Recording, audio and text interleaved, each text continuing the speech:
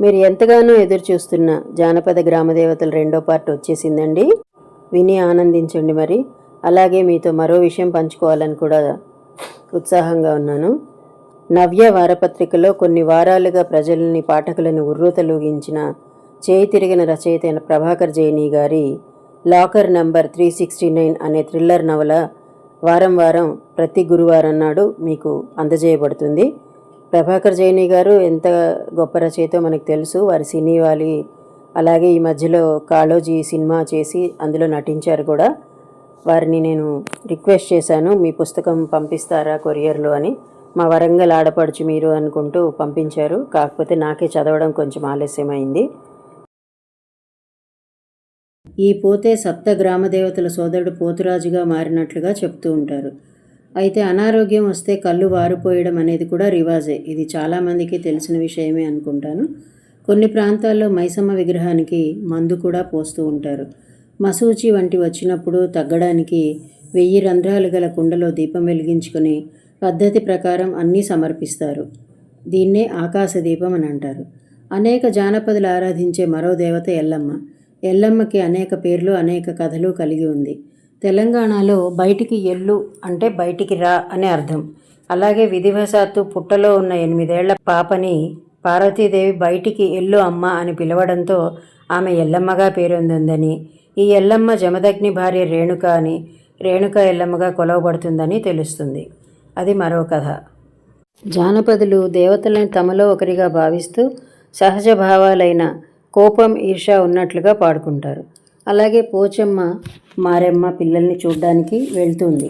అలా వెళ్ళినప్పుడు అందరిలాగే భయపడ్డ మారెమ్మ పిల్లలను దాచిపెట్టడం వగైరాల్లో వీరి అమాయకత్వం కూడా కనిపిస్తుంది. పోచమ్మ ఇల్లు లక్కపుడట్లు అనడంతో పోచమ్మ ధనవంతురాలని పిల్లల కోసం నువ్వులు, కుడకలు అంటే కొబ్బరి చిప్పలు, బట్టలు, బెల్లాలు, నూకలు వేటికవి కట్టి తీసుకెళ్ళింది అని చెబుతారు.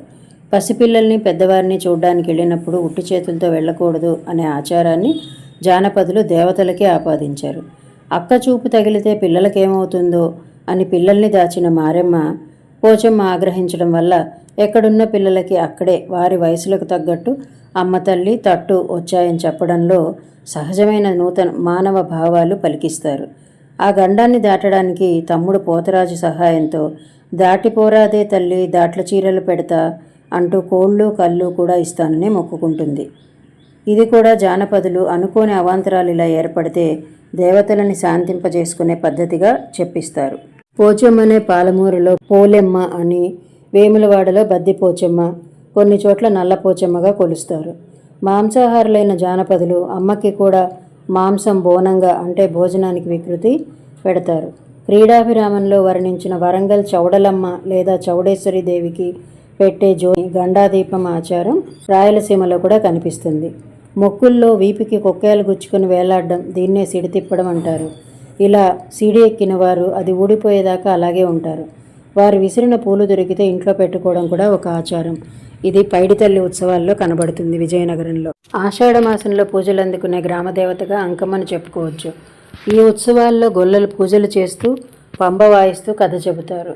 5వ రోజు పూజలో పొద్దున్నే అంకమ్మని పల్లకీలో ఊరేగిస్తూ పొట్టేల్ని బలి ఇచ్చి అన్నపు రాశిని నైవేద్యంగా పెడతారు. ప్రకృతితో మమేకమైన జానపదులు గంగమ్మ పట్ల కూడా ఎంతో ప్రేమ చూపుతారు. గంగలేని తానంబు లేదు, గంగలేని జలకమ్ము లేదంటూ నీటి విలువ తమకు తెలుసు అంటారు. గంగమ్మని ఆగ్రహించకని కోరుతూ నిలుమా నీకు పొట్టేలు నిస్తామని పూజిస్తూ ప్రకృతి విపత్తులు రానియకు అని ప్రాధేయపడతారు.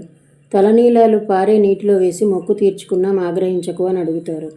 ఎల్లమ్మ కథలో రేణుక భర్త జమదగ్ని చెప్పినట్టు కొంగులో నీరు తేవడం సాధ్యం కాక విన్ని అయిన గంగమ్మని ప్రార్థిస్తుంది. గంగ నీరు ఎంతో పవిత్రమని శాస్త్రం కూడా నిరూపిస్తుంది. గంగ నీటిలో అనేక రోగాలు వేసినా కూడా గంగ వాటిని పరిహరించిందని శాస్త్రజ్ఞులు నిరూపించారు. గంగమ్మ పూజారులు గొల్లవారు.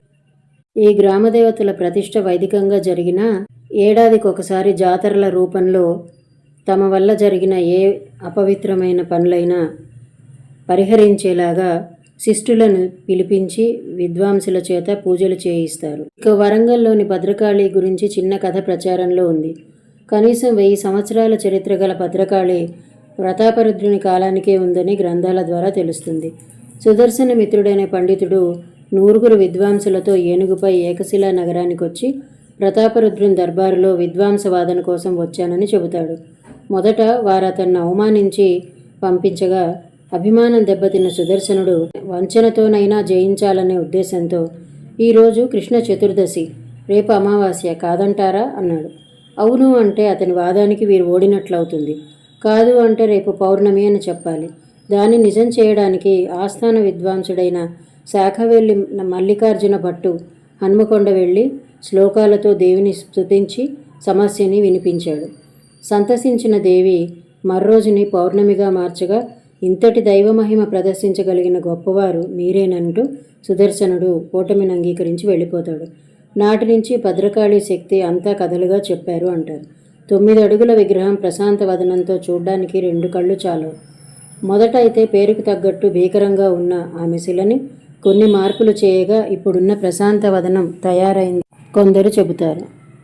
అయితే బహుశా గ్రామదేవతల్లా వికృత రూపు ఉన్నప్పుడు ఈమె అలా కొలువులు అందుకుందేమో కానీ ఇప్పుడు గ్రామదేవత అనలేము. ఎందుకంటే గుడిలో ప్రస్తుతం బ్రాహ్మణ పూజా విధే నడుస్తోంది. గ్రామదేవతలకి సాధారణంగా పెద్ద పెద్ద గుళ్ళు ఉండవని చెప్పుకున్నాం కదా. ఈ మధ్యన అక్కడక్కడ రేణుకా ఎల్లమ్మ గుడి పెద్దగా కడుతున్నారు. హైదరాబాదులోని ఉజ్జయిని మహంకాళిని పూజించి ఆమెను ఇక్కడ మహంకాళిగా ప్రతిష్ఠించగా ఇక్కడ పూజలు అందుకుంటోంది. ఈ మహంకాళినే మైసమ్మ, ఎల్లమ్మ, రేణుకామాత, పోచమ్మ, పెద్దమ్మ, పోలేరమ్మ, మారెమ్మ, అంకాలమ్మ ఇలా పిలుస్తూ పూజిస్తారు. ఈ అమ్మవారిని కొంతకాలం పూజించడం మానేసినప్పుడు హైదరాబాద్ ప్రజలకి ప్లేగు వ్యాధి వచ్చిందని అంటారు. ఈ విధంగా జానపదులు తమ ఇబ్బందులను తొలగించుకోవడానికి దేవతలను సృజించుకుని ఆరాధిస్తూ వారికి ఉన్నత స్థానాన్ని ఇస్తున్నారు. వారు తమ భాగస్వాముల పట్ల కూడా చాలా మంచి భావాన్నే కలిగి ఉంటారు. నాగరికత నేర్చిన పురుషులే పురుషాహంకారంతో స్త్రీ పట్ల అమర్యాదగా అనుచితంగా ప్రవర్తిస్తున్నారు. గ్రామదేవత ఆరాధనను ఎవరూ నిర్లక్ష్యం చేయకూడదని అందుకు తార్కాణంగా ప్రవచనకారులు చెబుతున్న ఒక ఉదంతం. అయోధ్యకి దేవకాశి అనే దేవత గ్రామదేవతగా ఉండేదట. ఎన్నో ఏళ్ల కల ఫలించింది అంటే మూలపడ్డ ఆ ఆలయాన్ని పునరుద్ధరణ చేయడం వల్ల రామాలయం ఏర్పరచడానికి తీర్పు అనుకూలంగా వచ్చింది అని చెబుతారు. పురాతన ధర్మ పరిరక్షణ ధ్యేయంగా పూర్వీకులచే ఇవ్వబడ్డదే సనాతన ధర్మంలో భాగమైన గ్రామదేవత పరంపర. దీనిని ఎవరూ నిర్లక్ష్యం చేయకూడదు. ఇందాక చెప్పుకున్నట్లుగా జంతుబలి విధి అనేది మనలో చొప్పించబడిందే తప్ప మనలోని పశు ప్రవృత్తిని నిర్మూలించడం కోసం అది ఏర్పాటు చేసిందే అనే వాదన ఒకవైపు బలంగా వినిపిస్తున్నా, భూత బలి అని కూడా దాన్ని అంటారని, భూతగణాలను దుష్టశక్తులను మన మీదకి రానియకుండా వాటి ఆకలి తీర్చడం కోసం ఆ దేవత కోరిన బలి వాటికి ఆహారమని మరో వాదన కూడా వినిపిస్తుంది. ఏది ఏమైనా ఏ దేవత కూడా అన్ని జీవులు సమానమే కాబట్టి ఏ జీవిని బలిగా కోరదు. కేవలం బలి అంటే త్యజించడం అని ఒక అర్థంగా మనం వివరించుకోవచ్చు. ఏది ఏమైనా గ్రామదేవత ఆరాధనని నిర్లక్ష్యం చేయకూడదని, అది గ్రామానికైనా నగరానికైనా ఆ నగరంలో ఉండే దేవతని గ్రామదేవతగా భావించి తరతరాలకి ఆ దేవతని పూజించే విధి విధానాలను అందజేయాలని కోరుకుందాం. ధన్యవాదాలు.